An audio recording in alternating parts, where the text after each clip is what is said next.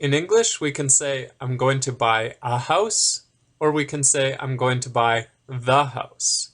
You see, in the first sentence, when we said a house, this means that it could be any house.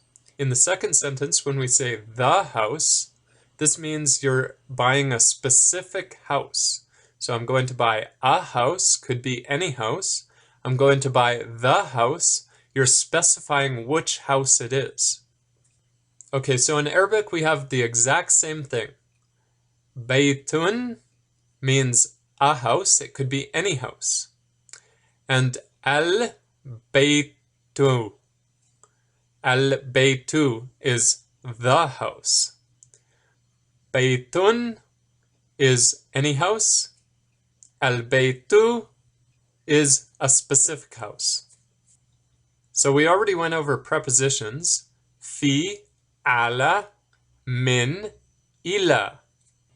Now when a preposition comes before the noun, it changes the ending of the noun. Here's an example. For the word al-baytu, the house, if we put the word fi in front, which means in, we want to say in the house. Fi al-bayti. So you see, the ending has changed from al-baytu to al-bayti. So when we just want to say the house, we say al-baytu. When we want to say in the house, we have to say al-bayti.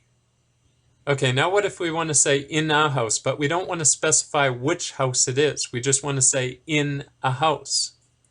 Then the way we would say that is fi baytin. Fi baytin.